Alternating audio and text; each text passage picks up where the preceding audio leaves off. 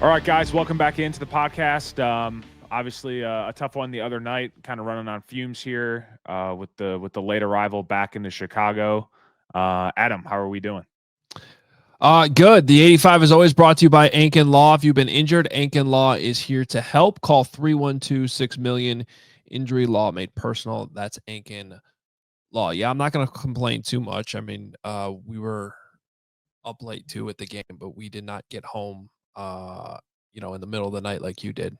So Yeah, it was. Yeah, it was obviously a tough game as well. So, coming back like that, is never easy, and that flight home definitely sucks. So, I think kind of getting into the game.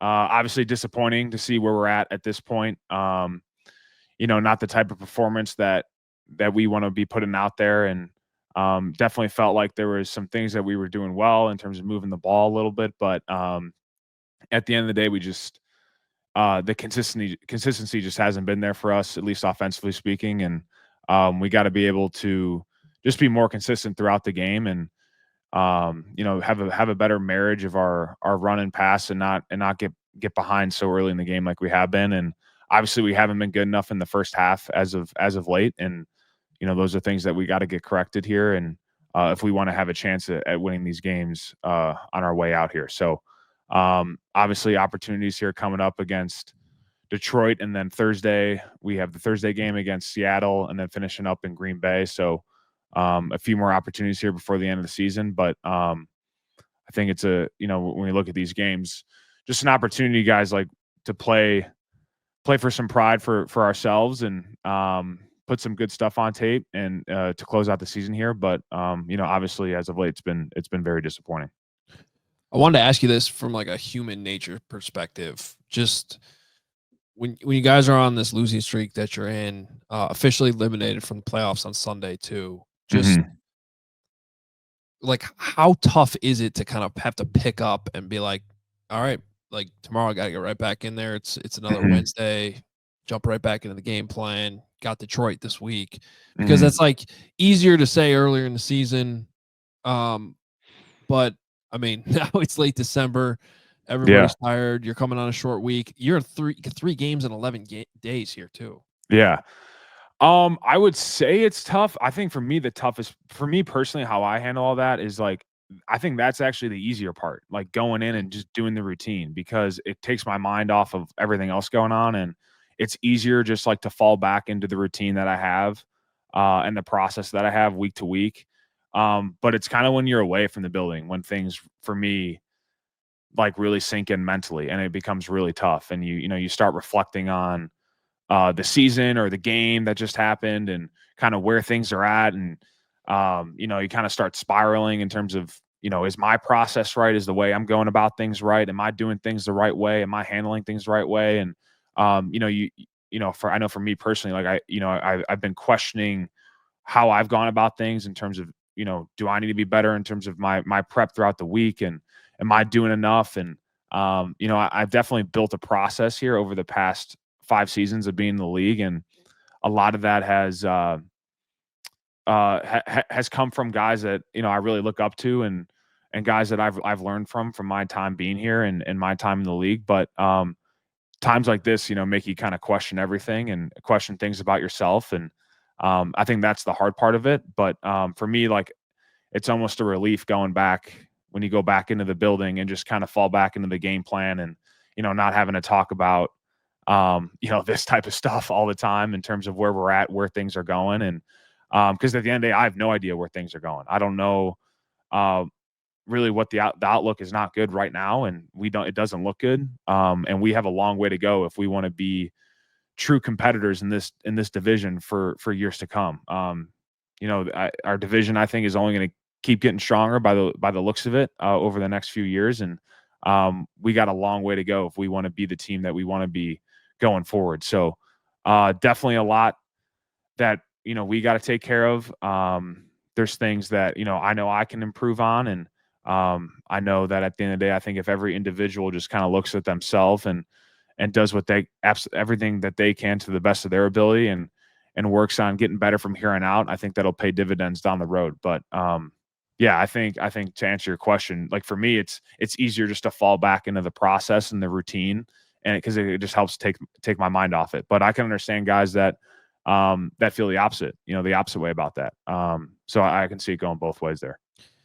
That's kind of a super interesting topic considering like if people who have been watching this show since the start of the season, maybe you caught the Mercedes Lewis interview. I hope you did because that was fascinating. Just hear him detail, his process through all these years and also how he kind of changed his game to elongate his career too. And then Kyle Rudolph a few weeks ago, talk about his journey through what he was prioritizing throughout his career into his post career.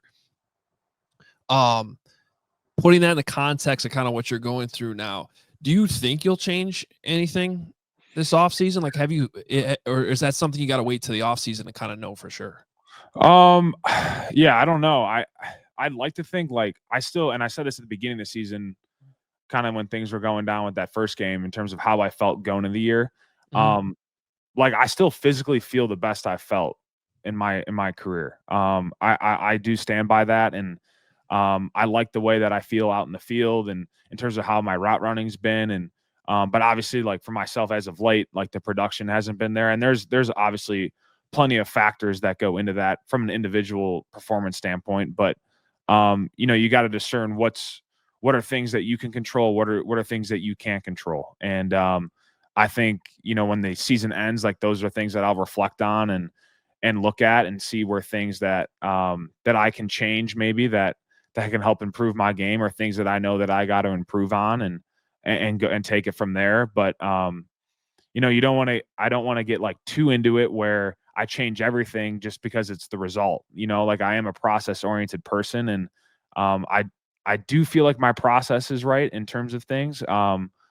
But I mean, obviously there can be some tweaks in there, but to just totally overhaul a process that I think that I've been building for 5 years, I don't think is totally the right move. But I think those are definitely things that you reflect on in the off season, and you make changes going forward.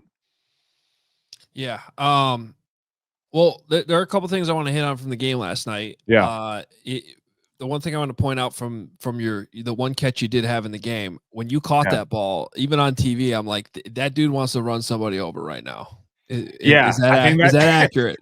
yeah, that is accurate. I think you don't know when the next target's going to come at this point, so you just when you get it, you go and find somebody just to go hit, and that felt good. That did feel good just to go run somebody over, and definitely wasn't stepping out of bounds there. So yeah, it felt good to get the ball in my hands there in that situation, kind of off of a run fake, run action deal, and be able to slam the defensive end and get to the flat. Nice, easy completion. And, but yeah, no, that was just some frustration being let out. That's for sure. Yeah, I can understand that. So yeah, and I know that this next question, like, it's probably impossible to answer because there's so many factors, like you hinted on earlier. But so it's the second time this season you've gone through a 2 game stretch with only one catch, one target, Yeah. and then in the middle of that though you have a 7 catch game, with 10 targets against the Vikings the first time around. Of course, you had the 10 catches, 11 targets against Indy earlier in the year, the big game in London Hmm. against the Jaguars too. The kind of up and down nature. I mean, I understand part of that is playing the tight end position, having multiple Yeah. responsibilities. It's not always going to come with receptions. But have you been able to kind of figure that out this season? Why it's been like that? No, a short answer, no. I think I think in the overarching theme, at the end of the day, just I think we've just been we've just been too inconsistent on offense in general, and it's just hard to get things going when things are changing, things have been inconsistent, and look, that falls on me too in terms of being better, whether it's in the run game and pass pro and in the routes and those type of things, and so I have culpability in that as well, but yeah, I just think like when we don't have the consistency that you need from an offensive standpoint in terms of running the football, being in second and manageable, um, all those type of things, it's just definitely harder. to get going, especially I think at my position. And then, I mean, you got to factor in, I mean, we do have dudes at the receiver position that are very good. And I know those guys, they need the football in their hands. And, those guys have proven to be playmakers for us and in other places as well, too. So, there is only one ball, and we got to get those guys targets as well, too. So I do understand that as well. And look, at the end of the day, like, I'm a guy that I feel like can make plays with the ball in my hands. I think I've shown that pretty consistently over the course of my career. And, but I know I definitely understand, with where we're at right now. And I think it kind of just is what it is. And, I'm not going to be one complaining for targets or whatever it might be. I'm just going to really focus on doing my job, doing my thing, and doing what's asked of me, and doing the best I can to finish out the season strong. How has Thomas Brown been with the, I know these 2 games haven't gone the way you guys wanted, but this switch with head coach, and we didn't really touch on that too much last week. Just Yeah. What's he been like coming off of these losses and the message he's been giving you guys? Yeah, I mean, Thomas has been great. And, I feel Thomas is not going to make any excuses for himself, but, I definitely, feel for the guy a little bit in terms of the situation that he was put in. And, he's a great coach, and, I will stand by that. But this is a tough circumstance overall. And we got, you got to remember, like, Thomas was our passing game coordinator, then goes to offensive coordinator and is now the head coach of the football team. I mean, that's a lot of moving positionally wise, like, to do in one season. And this isn't really his offense. Yeah, and it's not no, it's not. Yeah, exactly. Yeah, so he's working with that, and he's trying to change things here and there that with what he can in the middle of the season. It's very hard to do. And obviously he's not going to overhaul the schedule for us either. With the schedules that we're used to and what we've had throughout the year, he's not going to overhaul the schedule to change it to what he might think it should be. Like, just kind of at that point in the season where you can't really do that type of stuff. And, but I mean, again, what I'll go back to is, like, he doesn't make any excuses about it. And it's been awesome to see him in front of the team, and, what he expects out of us in terms of the energy and the process that we go throughout the week. And, I've been really encouraged by TB, and I'm definitely behind him 100%. All right. Well, we got some good things coming up on the show still. Jack Sanborn is joining us. And we're going to talk some college football, because I've been waiting for this college football playoff for pretty much my entire life. I wanted a 12-team playoff. Here it is. And Notre Dame, your alma mater, gets to kick it off. So on Friday night against Indiana. So we got to talk about that a little bit. And I want to remind people to check out the 85 collection, store.allcitynetwork.com. Awesome line of merch from the 85.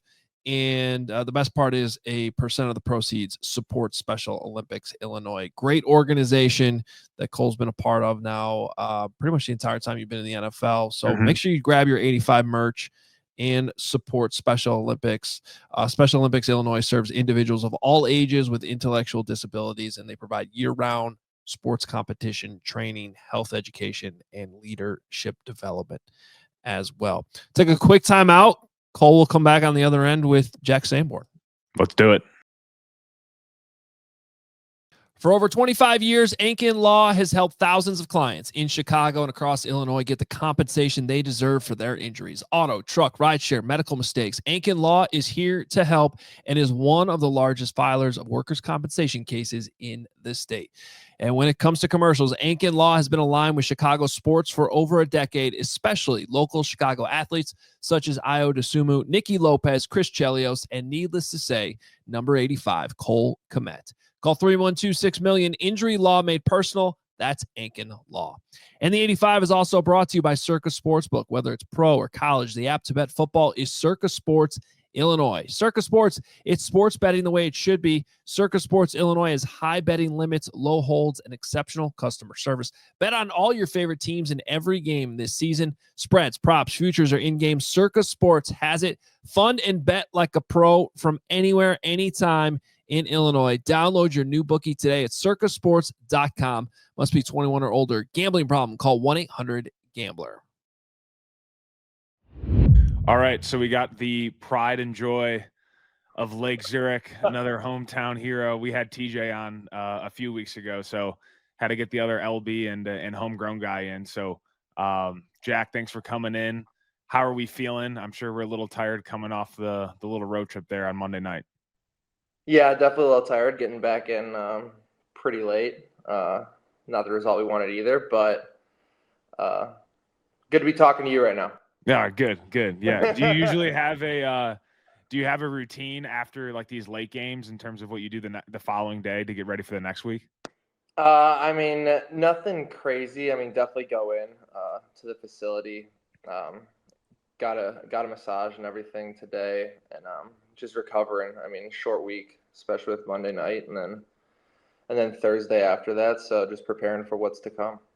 Yeah, I mean, we got 3 and 11 days here towards the end of the season, which is kind of crazy. I think a lot of teams have that in the league, around the league this year. It's crazy. Well, it sucks to have it like so late in the season too. I mean, you're already beat up throughout the whole season, and then you got, obviously we have this Monday night, and then the Sunday afternoon's going to come quickly, and then you go right into the Thursday game, and obviously you got the holidays and Christmas right in the middle of it all. So I know that's in a week, and I can't even believe it. It's crazy. Now. It's crazy. Do you have a lot of? I'm sure. I mean, obviously, you have a lot of family in town. How do you handle all that during the season? Is it a lot for you? It's not too bad. I mean, we don't have like a super big family really around here, so but definitely during the holidays, I mean, just doing everything you got to do for that, and then what we play right after Christmas. So I'm still trying to figure out exactly what I'm going to be doing for Christmas Eve, and that was I know. Well, same. We haven't really officially gotten our schedule yet for that week, so obviously it's a short week playing on Thursday, and Christmas the day before, Christmas Eve 2 days prior, and I got everyone in my family asking when I'm going to be free, and hey, do you have time this night or that night, and are you going to be free Christmas Day? And like, I mean, we have no idea. So, I mean, I'm sure we'll find out here soon, but it's usually a pretty hectic time, and everyone wants to be involved for the holidays and all that stuff. But it's still busy because you still got to get ready for the game, and it is definitely a lot to handle. Still got to wrap up Christmas shopping too, and everything. Yeah, for sure. So it's a lot, but I mean, it is definitely fun having the families around, and I think we'd both say we're definitely very fortunate to be close to our families and being able to play in our hometown and all that stuff. It's definitely a lot of fun. Oh, for sure. I mean, I don't think you could take it for granted, especially during the holidays, just how many people are kind of away and don't have that opportunity really. Definitely cool. Yeah, absolutely. All right, so get into you a little bit. Obviously, if the people don't know, you're from Lake Zurich, and you obviously played football there, and then you ended up going to Wisconsin. So what was that all like? I know there's a good lineage there from Chicago guys going into Wisconsin to play. Obviously, TJ was there as well. What was that whole recruitment process like for you going from Lake Zurich to Wisconsin? And how did that all end up going down for you? Looking back on it now, I think you wish you did some things differently during like recruiting and just going through that whole process, just because I really didn't know anybody. I don't know how you felt, but not a ton of people got recruited out of Lake Zurich to go like Division I and like that route. So I wasn't really sure of exactly like how to approach it. And I remember like my first day getting an offer, like when I was a sophomore, I was like amazed, and I was like, holy, like I made it, like, and all that. And then just going through that whole process of like then going on visits and things like that, I ended up committing pretty early in my junior year to Wisconsin. I just felt like it was just the best fit. I mean, I knew I wanted to stay around the Big Ten, closer to home, and Wisconsin really is like the closest big university besides Northwestern to where you and I are from. And I just felt like it was the best fit. And obviously, I was kind of familiar with TJ just because my high school coach my senior year was TJ's high school coach, just so happened to be like that. So I was kind of familiar with him, and then taking visits and stuff. I just fell in love with the place, fell in love with the people there, and with the city of Madison. And I couldn't be happier with my decision. I wish I would have taken more visits, and official visits when I was going through it, and maybe not committed super early, but loved my decision in the end and how it all planned out. So Wisconsin wasn't your first offer though, right? Or no, it was Iowa State. Okay, so Iowa State. So how did that first offer come up? Do you remember like how that all transpired? Was it kind of a surprise? Like, did they meet you in school? Like, how did that all work? Did you go to a camp? No, it was kind of a surprise. I remember it was springtime, so it was track season, and I did track and field, and I believe our AD at the time, or no, he wasn't our AD at the time, but he helped in like the recruiting process for like all like the athletes pretty much. And I remember we were at like a track and field event, and we had morning workouts for football like the next day.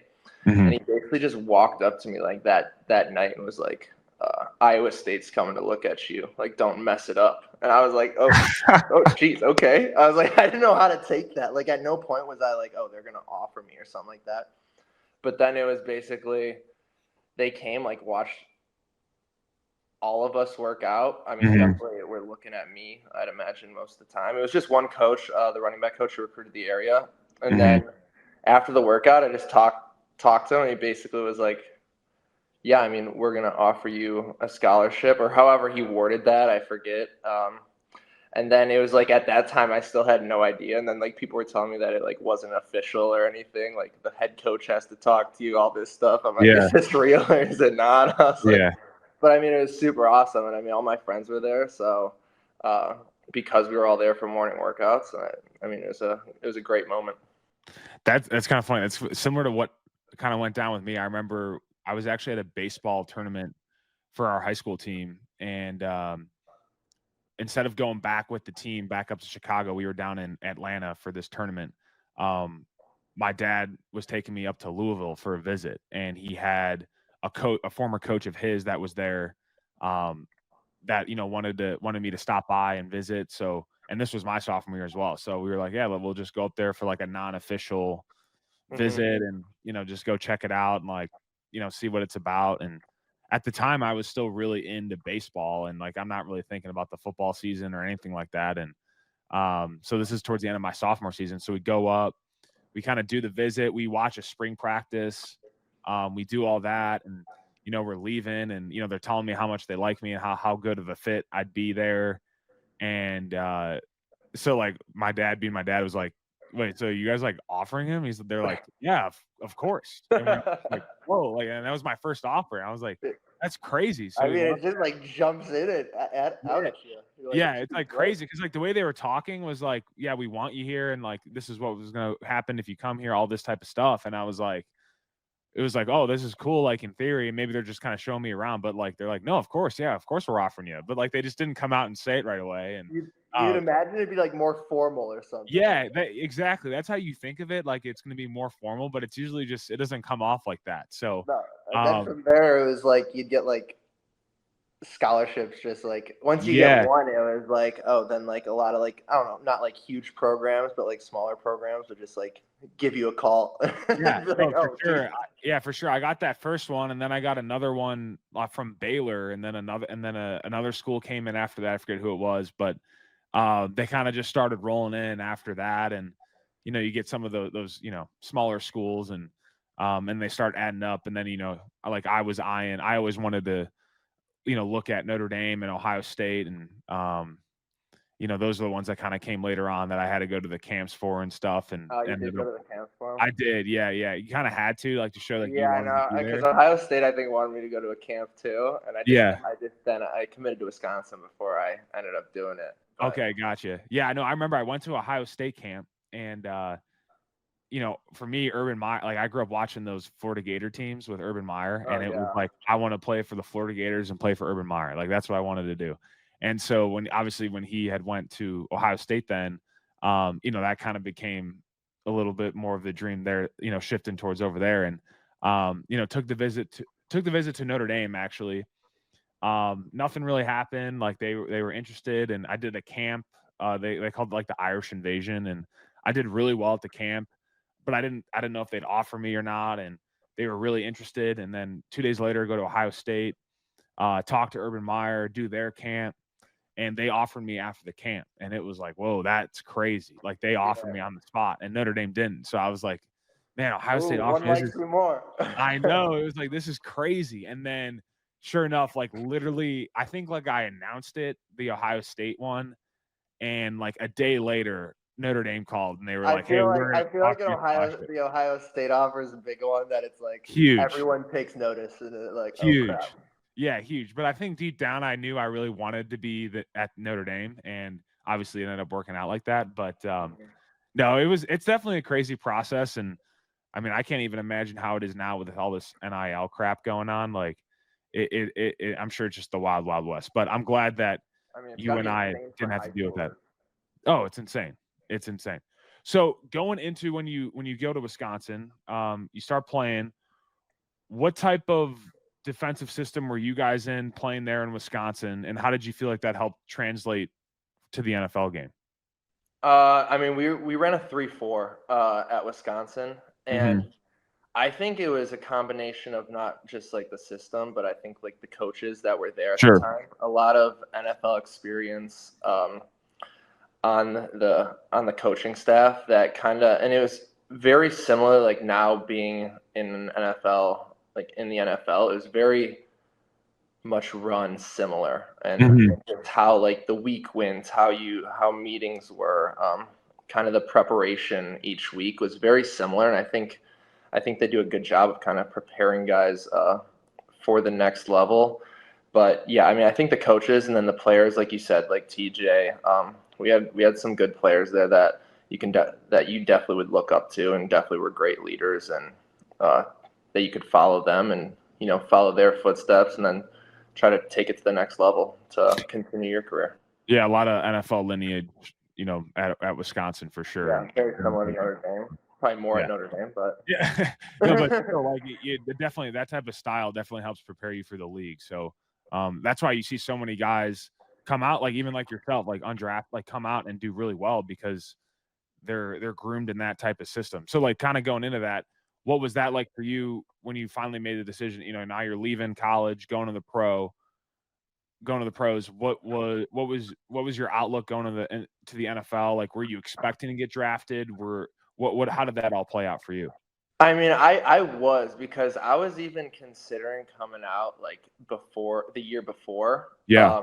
But that was COVID year, and it was just like, and I mean, people always tell you a bunch of stuff like, oh, you're Right. gonna whatever, and I mean, you can never believe anything, especially now going through it all.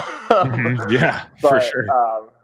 But so I mean, I thought I was gonna get drafted, and it was just a crazy time with COVID and everything that like then so many guys ended up coming back. Maybe not a ton of guys were leaving, but I felt like during COVID, it was like, how can you end your college career Off of that. unless like you just were wanting to get out of college and were like, oh no, this is just like a stepping stone to the NFL and nothing more, then I can fully understand that, and all the power to you. But for me, I was like, I wanted to experience a normal year. Absolutely. For my final year at Wisconsin, like the place just meant too much for me to just move on after COVID, and then it was like, because then I mean I knew I wasn't gonna go like top 3 rounds, but I thought like day 3 that I would definitely hear my name called, and who knows? Looking back, it's like, oh, I mean, I could have even stayed another year, but at the same time, I felt like after 4 years that it's like there's next people in line that have to take the program. You know what I mean? Right. For me, I was like, what I've done here is like now, like my career is over here, and it's like it's now up to everybody else to like, it's their time. And that's how I felt. And I was like, there's no way I'm going to come back. Like, it's not, I didn't even feel like it was right for me to come back. Like, sure. I played 4 years. Like, I'm not going to use a COVID year and just like take away opportunities to other guys and everything. But yeah, I ended up going undrafted, taking the hard route, unlike yourself. And but happy with where I'm at now. And I mean, I guess everything works out for a reason. Yeah, absolutely. So when that whole, because I know a few guys that have gone through it where they go undrafted. Yeah, I mean, TJ was in a very similar situation, I think. Yeah, but absolutely. TJ was like, I don't know how he went undrafted. Like, yeah. There's so many guys like I look at, I'm like, how did you go undrafted and so got drafted? Like when you really look at it now, while they're in the league, like, I mean, I look at you and like TJ, like it's like, how does that ever happen? Like, how does that even happen? So And many but guys. it does. It's And just crazy. I mean, the it is NFL crazy. draft is wild. It is crazy. No, it is crazy for sure. And but yeah, so I've seen guys go through that. So did you, when you're just like, obviously now you get to decide where to go, right? For the most part, like between the teams that are maybe might be calling you, and you can decide where you want to go based on what type of deal they're giving you. Is that right?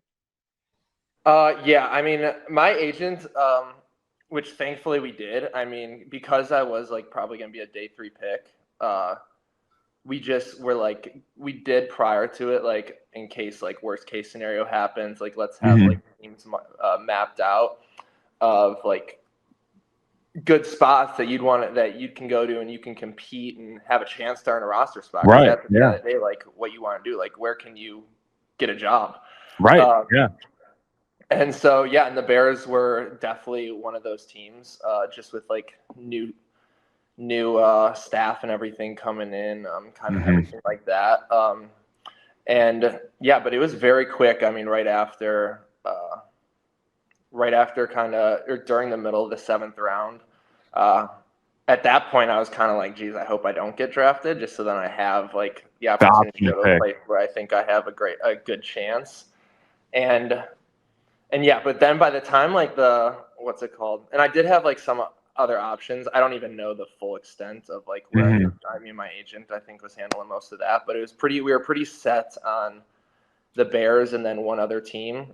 And kind of right after the draft ended, it was like, he was like, all right, we're going to Chicago. And I was like, yeah, that was the plan. And that was the plan from if this was to happen, and like they wanted me then, and then them or another team. And so yeah, then it was Chicago.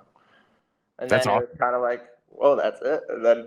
And then I missed the call from the Bears when they were calling. Oh no! I was like, oh shit, whatever. That's hilarious. So you get into the league. I mean, everyone always talks about it. Did you have a welcome to the NFL moment? Do you have something in your mind that you remember? I mean, I kind of remember a little bit. It was training camp rookie year, and I remember we were on like the goal line or something like that. And I'm pretty sure we were in shells, and not even like full pass or anything like that. You gotta remember it when I just got pancaked on the goal line by. Oh yes, by I do King. remember I that. mean, it's like I was like, holy crap. I appreciate some of the linebackers that are being like, dude, you should be doing that with not full pads on. We were in shells, and you're on your ass. Oh my. Oh my god, he like picked me up on the goal line, pancaked, and I was like, oh jeez. I was like, that was your welcome to the NFL moment right there. oh Huh? yeah, That's funny. that was memorable right there. That's funny. All right, so you go through your first season, and I mean, I was super impressed, obviously, by you throughout the first year and how you handled things. But obviously, you had that injury that happened later in the year. That was your first year, right, where you had the ankle injury. So what was that like coming back from that? The rehab, obviously you probably felt at that point you had gotten your feet wet in the league and starting to feel comfortable, and then the injury happens. What was that process like coming back and having to deal with that in your first offseason as a pro? Yeah, I mean, it wasn't ideal, especially just like how late in the year it was, and then Right. The entire offseason was rehab, and then it was more so just how long my rehab ended up being compared to like what we thought it would, and it wasn't anyone's fault, and I don't know if it was my fault but it just so happened that we had setbacks, and it's just crazy how it works, and it's like because I went through the whole rehab program without any like problems at all. And then it just so happened that the final day of my rehab program, we had a big setback, and then it just took me out until like almost up until like training camp going into year 2. Yeah, I remember that. Yeah. It was like a week before training camp was like my first time running since the injury. And it was like, so that was kind of not ideal, but I thought for the most part, we did the best that we could. And, credit to everyone at Hallis Hall, rehab program and everything. Because for how little I ran and how little movement I did that entire off season, I actually felt very good going into camp and very good throughout camp, and then into the season, was healthy the entire year. And so, but yeah, I mean, rehab, I mean, everybody has different stories of kind of injuries. I mean, you too, and just how, you just got to take it day by day, day at a time. Cause I mean, you hear crazy stuff all the time, and how weird the body is and everything. And Yeah. No, I've been pretty lucky so far. I broke my collarbone or broke my forearm that last yeah, the game of the last season game. last year with like 4 minutes left, and that took me out of golfing season up until OTAs, which sucked. But yeah, I mean, the rehab process definitely sucks, no matter which way you cut it. And I know how tough it is for guys and how much of a grind it is when guys have those lower extremity injuries that they got to get back from, that they've had surgery from. And I know it takes a lot of work and a lot of dedication to really get back to where you want to be and where you were prior to the injury. So obviously all the credit to you for getting back from that. So now since you've gotten past that now, what did your last offseason look like for you? How did you go about your most previous offseason? Yeah, I think that was kind of like the biggest thing too, is like my rookie off season. It was like, oh, you want to then get away, because it's like your whole after college going into like your rookie year, like that whole off season right there is like you're going to all-star games, you got like the combine, you got pro days. It's like, so you don't even have an off season there, and then it's like right. And then going into the off season after my rookie year, it was just I was at Hallis Hall every day. It Yeah. was like it was every nonstop day. for you. It was really nonstop for you. Yeah, I mean, it was Yeah. like 4 of us in there every single day, so it really wasn't like that much of like a getaway off like type off season. So yeah, last year, ended up taking some little trips after the season with some buddies, going to like Hawaii, things like that, and then just having an opportunity to get away and get out of the winter cold for a little while and really kind of reset and just get ready for the off season going forward. No, for sure. Yeah, I mean, I remember my first off season was like the best ever because I had played both football and baseball in college, so I really never had a true off season ever. How would that work? Like, would you even do winter like football workouts? Well, my freshman year, I did everything. I did the workouts, the practices, and I'd go to baseball. So I was doing everything. And then my sophomore year, I was able to dial it back a little bit just because I was a little more solidified with stuff, and they felt good about where I was in terms of football and all that. Like I was progressing well. So what were you starting then? Were you starting as a sophomore or? I was starting more as a sophomore. Yeah. I actually had gotten hurt though early in my sophomore year. I had a really, really bad high ankle sprain that kept me out for a few weeks, and came back, and they slowly progressed me back. And then I like kind of tweaked it again and had to deal with that my whole sophomore year. But yeah, no, I was starting more my sophomore year. So they really wanted to get me ready, that freshman spring. So I had to do a lot, but I still wanted to play baseball. So I did as much as I could to play. And I mean, I had a lot of fun with it. But, that first NFL offseason, when I finally when I had nothing, it was like unbelievable. So I get off and like give that first 3 weeks, you're like, what do I do with myself? And then it was funny. Like by the time March hit, I like started like getting the baseball itch. Like I was like, oh, I wish I was playing baseball right now. But I mean, sure, we were. Yeah, I feel like you always got like that. You get a little itch. I'm sure you do. Like it's like after like 3 weeks of like off season, it's like you want to do something here. You got to do something. So yeah, but the off seasons are nice when the downtime, and it's definitely much needed mentally and physically. That is for sure. Okay, so last thing here, Adam just hit me with this. So we got Wisconsin LB's linebackers currently in the NFL. So we got TJ Watt, Nick Herbig, Zach Bond, Van Ginkel, who we saw the other night, Leo Chenal. Not even gonna try and pronounce Muma. Okay. TJ Edwards, and then obviously yourself, Jack Sanborn. So how many of those guys did you play with at Wisconsin? Did I play with?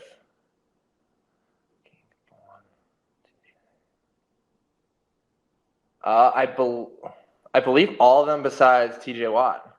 Really? Wait, start at the list at the top. So TJ Watt is a no. No, I did not play with TJ Watt. He was the year before me.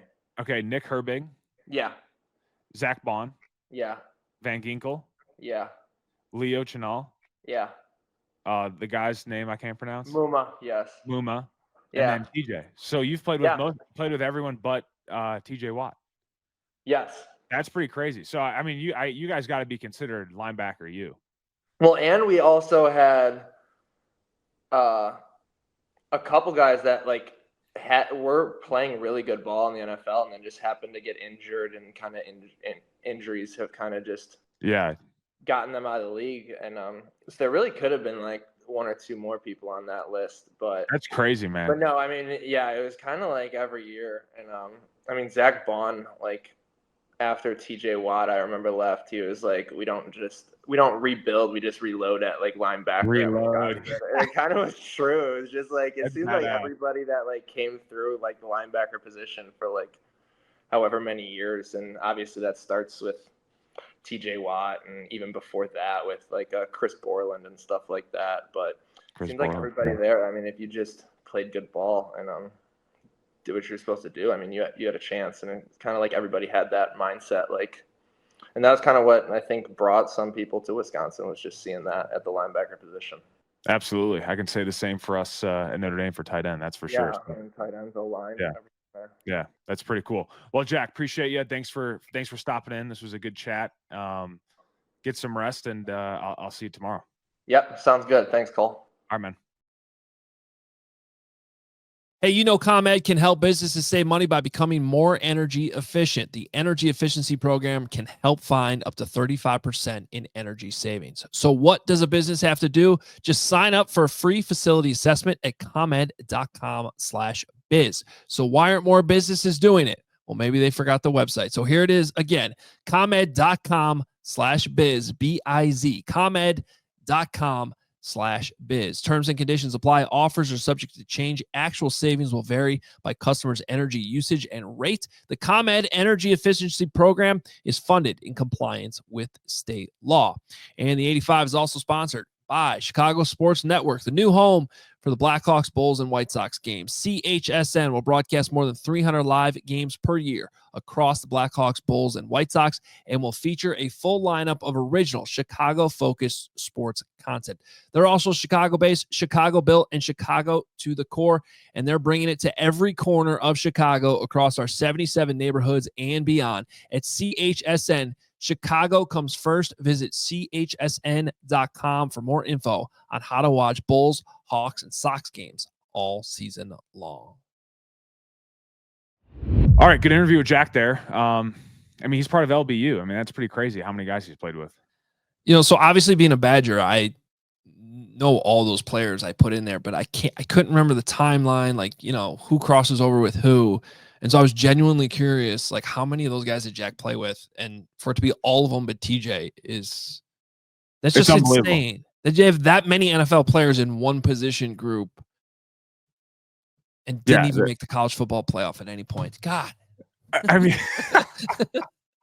well, it just shows you how much of a different game the NFL is compared to college. Like, I don't know if linebacker is necessarily as big of a deal in college football as it is in the NFL, I think. But I think we feel the same way at Notre Dame. I was telling you, like, I had myself, Brock Wright, who's with the Lions, Tommy Tremble, Carolina Panthers, Durham Smythe with the Miami Dolphins, and Alize Mack, who played a little bit in the league. So we were all in the same room together as well. So yeah, there's some every once in a while you kind of catch those crazy rooms there, but kind of crazy he played with all those guys. I didn't know that either. That's pretty amazing.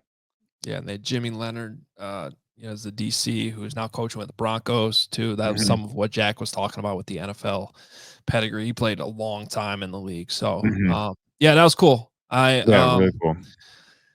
Well, speaking of the college football playoff, it's coming up. We got one Friday night. Yeah, Notre Dame, Indiana Friday night. I'm gonna try and make it out to that for a little bit once we wrap up with practice here and go check it out for a little while. But I'm excited about it. I don't know. You see, the 4-team, when they first announced the 4-team playoff when I was back in college, I wasn't a fan of it because, just objectively speaking, just because I felt like you kind of knew who the 1 and 2 teams were, and they were going to win it. Those teams were going to be in it anyway. And I think it turned out where most of those semifinal games were blowouts anyway. Yeah. So I'll be interested to see how the 12-team playoff works out. I think there'll be some good games, but you just don't know. I mean, college football, I feel like at times it can, you get the one team versus the 3 team, and it's an absolute blowout. But definitely excited to see how it shapes up. I don't know how you feel about all of it. Well, I am excited to see the 12-teamer because before I covered the Bears, I covered college football, and this was already a story back then, right? That was like the full-blown BCS era where there was corruption and there was all this kind of stuff, and it was kind of shady, and it was just like eventually when they came up with the 14 playoff, like it had to happen. But at the same time, like I hear you on how a lot of those games were blowouts, and then I think you had one of the reasons why I was a big fan of the 12-team idea was because then you get teams that have first-round buys, because otherwise those conference championships might not matter at all if no one's getting a buy out of winning those games. You know what I mean? Right. So I do think they did that right. But yeah, you look at some of these matchups. I was looking at like even just the point spreads, and the closest point spread is 7.5 in these games this week. Really? Yeah. Oh, wow. Okay. So, and I think Texas is a 12-point favorite on Clemson.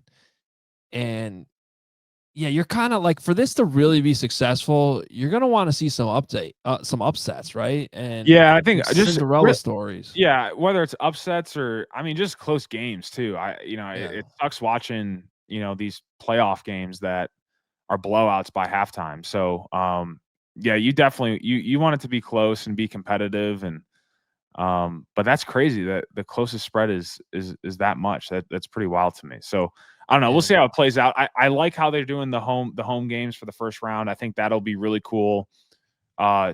Just to see television wise, and obviously the fan experience, I think will be pretty sweet about that.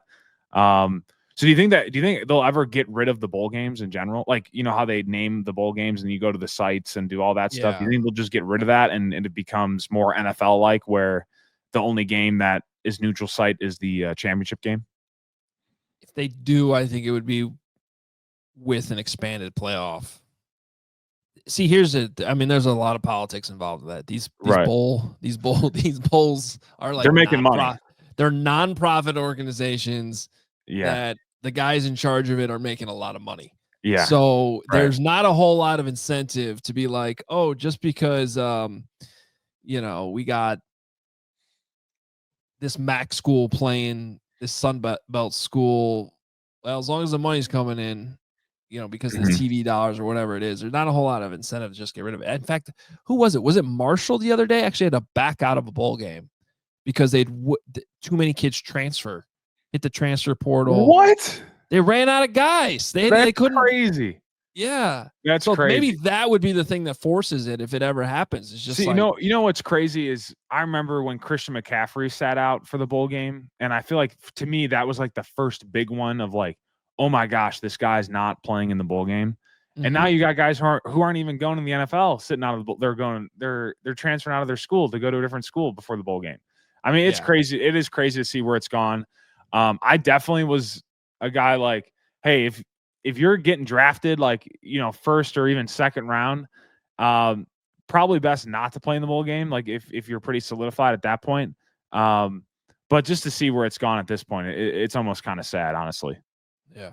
And I haven't even seen it. Like Shedeur Sanders, Travis Hunter right now, like, are they playing in? And are they playing in the bowl game? I have no idea. I feels like Dion was pretty adamant that people are playing in Colorado. So I don't know. Good for them. Good for them. Yeah. So I would totally understand it, obviously, if they didn't. I would too. Absolutely. Absolutely. So it'll be interesting to see how this all transpires and how this goes. I mean, they got a lot to figure out still with the NIL. They definitely need like more of a governing body to kind of just regulate all this stuff. And look, by no means, I'm definitely for people getting paid if they can get paid for something that they're good at. Absolutely. But there definitely just needs to be a little bit more of a regulation to it. I mean, even in our league, like you can't just go from place to place every year. You have to abide by the contract that you sign. So there's got to be something that they can figure out just to, keep the product safe and not make it so sporadic and get these kids in a good situation. And I mean, that's the only way you can develop. You're going from one place to the next. I mean, you're really never going to develop well as a player. And I think that's, I mean, you're going to start seeing guys now. It's going to be more common to see 23, 24-year-old rookies coming to the league just because of the nature of this college thing. So, yeah, there's definitely a lot to figure out with all of this. There's like 7-year, 8-year players now in college football. It's crazy. It's funny. Last year, so we had my buddy Josh Lugg, who was with us through OTAs and part of camp. He's an offensive lineman at Notre Dame, and we came in at the same exact time at Notre Dame. So, we came in the summer. We did everything together. We were roommates for a little while, and then I left in 2020 for the draft. So I left early, and he ended up staying for a full 6 years. So he did a 5th year, and then he did a 6th year, and then he came out. So he was a rookie last year. We were all like laughing in the sauna one day. We're like, so he was a rookie just starting, and I had just signed my 2nd deal. Like, just the transparency to that is hilarious. We came into college at the same time, and here's a guy that's a rookie trying to make the team, and me, I'm on my 2nd deal, and we're the same age. It's kind of crazy. Yeah. That is crazy. So that happened with Justin Fields and Sam Hartman, because they were. You're right. Yeah, you're right. They were both in the same QB1 show in high school. And they were the same class. And then obviously Hartman just got drafted last year, or did he get drafted? I don't know if he got drafted. Undrafted. Regardless, he came out of Notre Dame last year after that being his 2nd school, and Justin was going into year 4. Yeah, crazy. Yeah. It's crazy. Yeah. It's crazy stuff. So all right. Well, how are you feeling about the game? Like, what's we need the Indiana Notre Dame breakdown here. Yeah. Okay. So I feel like, I mean, I know it is a playoff game, but the expectation's to win here. Like, there's no like, oh, we're just happy to be here type of deal. And, if we lose, like, oh, like, we got to win this game. Like, I think it's definitely a game that we're expecting to win. And I know everyone's really pumped about. So I'm going to be interested to see the atmosphere at Notre Dame and at the stadium and what the fans are like. And I'm sure it'll be buzzing. It'll be awesome. And, but I knew I just couldn't miss out on that once in a, potential, like, first time ever happening at Notre Dame Stadium, a playoff game. So, it'll be cool to see, and I'm excited about it. I think it's cool that it's 2 Indiana teams playing one another. I think I would have just liked to see a SEC or Southern team come up and play in the cold, but this will have to do, and definitely excited about it. I did see some things to this coach, the Indiana coach, who I like. I like the demeanor a lot. I like this guy. Curt Cignetti, yeah. He was talking about how they got gypped out of the home field. And he was kind of giving his reasoning like behind it. And if I wasn't a Notre Dame guy, I think he's right. I don't know, if they're any other program, I think he was saying that if we're Michigan, like, we're getting the home game. And he's probably right in that regard. So, but I guess you just kind of have to deal with it. And part of the politics of it all is going to a big name stadium and a big name program and having to play there. And, I'm sure these television programs definitely want the games at these high marquee places like in Notre Dame. Yeah. And yeah, they lose one game, it's to Ohio State. Right. I mean, that makes it hard because Ohio State should then technically have a higher seed than them because they head, but then Ohio State had 2 losses, including to Michigan. It gets complicated. I get it. Yeah. Speaking of NIL though, what Curt Cignetti's done, just of all the places, he's just going to come over. He's won everywhere he's been. And he comes over to Indiana of all places. And just like that, all these transfers come over with him. Boom, in the playoff. It's crazy. It's pretty remarkable, and it's impressive. And, obviously you got to be a new type of coach in these days in college football. So all the credit to him for what he's done to the program so far. It's been cool to see for sure. And I got a lot of friends that went to Indiana and are huge Indiana fans, huge Indiana football fans now because of him. So that's definitely really cool to see. I know you didn't play for Marcus Freeman, but what do you think of the job he's done there and just what the state of the program right now? Yeah, it's just awesome. I know obviously when BK left, BK had done some really good things at Notre Dame and really had brought it back to life. If you really think before then, Notre Dame was kind of in a weird spot, kind of having 500 seasons, and definitely wasn't up to the standard that people wanted at the university. And so BK comes in, kind of turns the whole program around, and gets the opportunity at LSU. And I know the guys, some of the leftover guys that I played with before I left, loved Marcus, and they really advocated for Marcus to be the next head coach. And I think the AD at the time, Jack Schwarbeck, really listened into that and took that into consideration when choosing the next head coach for Notre Dame. And obviously, they ended up going with Marcus. And Marcus is a great recruiter, really personable. I know that the players love him, but he also brings a standard and to the building that's expected to be met every day by the players. So I know guys really respond to him really well, and I think their defense has been great throughout his time there. He's done a really good job with that. And but yeah, he definitely he brings a lot of juice, a lot of energy to the program, and he's done a really good job. And it was awesome to see him get that new extension the other day. So obviously rooting for him in this one for the college football playoff deal. And but yeah, obviously a great coach and a guy that all the players there have really responded well to. So I have a confession that I'm not proud of.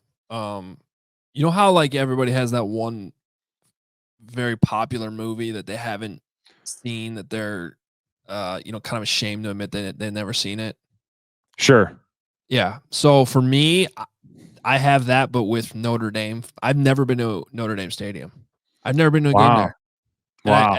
I look back at it, I'm like, I'm not really sure how or why. And I've been there. I've covered pro days there. Mm-hmm. I even covered the national championship game against Alabama down in Miami. Like, wow. no, But you didn't go. You've never been to a game at Notre Dame Stadium. Yeah. It's weird. Wow, you're gonna have to change that at some point. I mean, it is awesome. It is awesome. Yeah, you go there on like an October day and the leaves are changing on campus. Like it's definitely special. And I know I'm a little biased, but and it is kind of like the Mecca. I wouldn't say the Mecca, but like, I mean, one of the Meccas of college football. It's a definitely very historic, and it's a great place to play, and very similar vibes to like what Lambeau is. You know what I mean? Like just kind of that. It gives you that nostalgia of football, and but yeah, it's a great game day experience, and it's a lot of fun. So you definitely got to do it at some point. Yeah, well, maybe I'll go Friday. Yeah, that'd be a good one to go to. That's for sure. Why not? Yeah, just get the best atmosphere probably possible with the playoffs. So, well, I'm looking forward to this weekend. I would like to know why we waited this long to get college football playoffs, and we have 3 playoff games plus 2 NFL games at the same time on Saturday. Like, we got to figure that out. Oh my gosh, I didn't know that. I didn't know that. They're going head to head on Saturday. So at least Notre Dame got the exclusive Friday night window, I guess. Yeah. That's interesting. I'll be interested to see how those ratings play out. That'll be interesting to see how that all works for sure. Because remember, in the past, this used to be like the Saturday there wasn't college football. So right. The NFL would start having Saturday games because of that. There's actually like a law that would prevent them from playing Saturday games. I did see that. Yeah, I have seen that. Yeah. That's funny. So now it's just at whatever. So we'll see how that goes. Since I thought of this question since you're going to try to go to the game on Friday night. But what is your favorite sport to watch, attend that isn't football? Not play, obviously. Baseball would be like that. Yeah. Maybe baseball is the answer, but like, what's your favorite sporting event to go to that's not football? Oh man, I'm gonna go. I do like going to baseball games a lot. Like, going to a 120 start at Wrigley is like one of my favorite things to do. I love doing that. I oddly enough, even growing up around here, I don't know the hockey rules that well, but I love going to the hockey games. Like, I love it. I think the energy behind it's fantastic, and the fans are great. But I admittedly, I don't know a lot about the game in terms of like offsides and all those type of things, but I do enjoy going to hockey events. So those bring a lot of energy and juice. But the baseball for me, going to Wrigley is one of my favorites. Yeah. So what about you? What do you got? Well, we'll have to fix the hockey. I'm a Blackhawks season ticket holder, actually. Oh, heck yeah. Yeah, I love it. I love it. My son and I went to the game on Sunday, actually. I had a free Sunday to watch football all day, and my 10-year-old was like, I want to go to the Hawks game. And I'm like, okay, let's do it. That's awesome. And it was a great game. So, yeah, they're a lot of fun. even though the Hawks aren't that great right now, they're you know, Yeah. they're young, they're trying to come back, but every game still is entertaining to me. So, and that building when the Hawks were good It's was just crazy. unbelievably electric. Yeah. So Yeah. That's yeah, fun. That's fun. we'll have That's good we'll stuff. have, yeah, we'll have to fix that. Get you some hockey games or something here. Yeah. That'll be fun. All right. So in the middle of the stretch, 3 games in 11 days.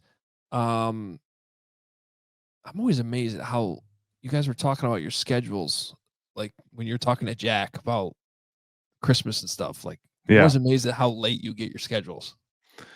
Yeah, me too.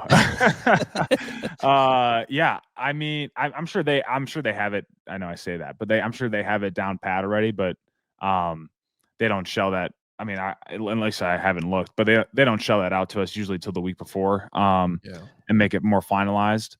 Um, but yeah, I mean, the schedule is always kind of changing here and there depending on some things. I mean, now at this point late in the season, like, you know, you are doing more walkthroughs just because of you know, the grind of the season and the toll it has on your body. But yeah, we'll kind of see where the schedule lays out here. And I've done some different things in the past depending on when we've played. And you know, usually you come in like Christmas Day, like you may come in later in the morning, or that's what we've done in the past. Or, you know, sometimes you just have Christmas Day totally off and you kind of make up some ground on other days with some of the walkthroughs and some of the meeting time. And you kind of do it that way. So we'll see how we go about it. But yeah, the Christmas week is always a little hectic, and definitely haven't had like a real Christmas. Like I don't like holidays. Like to me, like aren't what they were when I was younger. You know what I mean? Like Right. Thanksgiving and Christmas, like you know, for me those are like usually work days or something. You know what I mean? Or we're traveling on those days. So I love it. I mean, this is what I want to do, and I love doing it. But you definitely miss it on those holidays, and I think that'll be something like when you do retire, like it'll be like, oh wow, like this is crazy. I get to sit around and do all this type of stuff when usually you were working. But you know, that being said, I have a lot of fun doing this, and it's always fun to get the family around for some football and then be able to hang out afterwards. So we'll kind of figure out the schedules here and make sure we go see some family. But you know, this is a great time of the year. It's a great time of the year. Yeah, at least it's a home game too on the 26th Yeah. against the Seahawks. You don't Yeah, have to travel. we did Seattle a few couple years ago. in Christmas. Oh, that was brutal. I mean, that just takes there is no Christmas. It's all gone Yeah. then. That did suck. That for sure sucked. But yeah, no, it is nice to be home, and I kind of feel bad for those guys in Seattle that got to come out here for the game and then head back. That's a long trip from Seattle to Chicago. Yeah. You guys won that game though. Went all the way out there. We did. The Nick Foles game. That was the Nick Foles game. Yeah, that was crazy. Yeah, that was a good game. There was some good stuff that happened. It snowed, and there was nobody on the streets in Seattle, and our bus was like sliding across the street to get to the stadium because I guess it never snows there, which I didn't know that. But yeah, no, that was a fun game to play in, and I know we won that game. It like didn't mean anything, but when we got back on the plane, it was a fun plane ride back home. That's for sure. Yeah, I had to get an Uber to the stadium, and where I was staying was up on this hill, and so I had to like request a couple different ones to make sure I got one that had 4-wheel drive, because otherwise there's no way we were getting down that hill. Yeah. To get to the stadium, and some people did get stuck. So yeah, that was a weird day. Well, all right. Well, before we get to the Seahawks, obviously Sunday, Lions come to Soldier Field, another home game. You guys are gonna have 2 home games in 5 days, and the keys to the game, as always, brought to you by Circa Sportsbook. Download the Circa Sports Illinois app at circasports.com/Illinois-app. Second crack at the Lions. What are the keys to the game? Yeah, well, I think for us, offensively, you know, they're a little depleted, specifically on the defensive front, and some of their linebackers are out, and we got to be able to take advantage of that. And so they're kind of wearing thin there. And if we're able to run the ball, establish a run game, and kind of wear them down in that regard, and take advantage of some of our matchups, I think that'll be key going into this game. And then for us defensively, I know their offense obviously has a ton of firepower, a ton of juice, and I think similar to the last game we played, you know they're going to get their yards, and you know that they're going to find ways to get explosives and in both the run and the pass game. But can we make them kick field goals throughout the game? Being good in the red zone will be big for us defensively, and getting those stops in that regard. And then on offense, we've got to be able to score touchdowns. So definitely an opportunity here. Obviously we played them close last time, and with the result at the end of the game being what it was. But yeah, I think a good opportunity here, and with a defense that has a lot of new guys coming into it. I think that's something that we can take advantage of offensively, and maybe squeak out a victory here this upcoming Sunday. Last question for you. So the NFL, we know it's a copycat league. Mm-hmm. Teams are always trying to borrow stuff from other teams. When you have a team like the Lions, who the last few years now, I think they're like second in EPA per play. Point is, they've been really good offensively. Mm-hmm. Like, do you even as a player sometimes like check out what Ben Johnson's doing? Yeah, absolutely. Yeah, I love watching. I love watching all this stuff. Some of the things you see and you're like, dang, like that's a sweet play, and then you like really like, but I think that offensive line is the only offensive line that can get away with doing that with. You know what I mean? Like there's some plays that are like, oh, this is a long developing play, like sweet play, but like you need time to run that play. You know what I mean? So yeah, no, but they do some really cool stuff. And I mean, whether it's with Sewell doing some crazy shit, and him trying to throw the football and then stiff arming a guy out of bounds for a loss of 1 yard, and the whole stadium going nuts. I mean, that was crazy. That play was ridiculous, though. While we were on the sideline and that happened, and I mean, they lost a yard on the play. Yeah, and I was like, things are going well in the city when you lose a yard on the play and you get a standing ovation.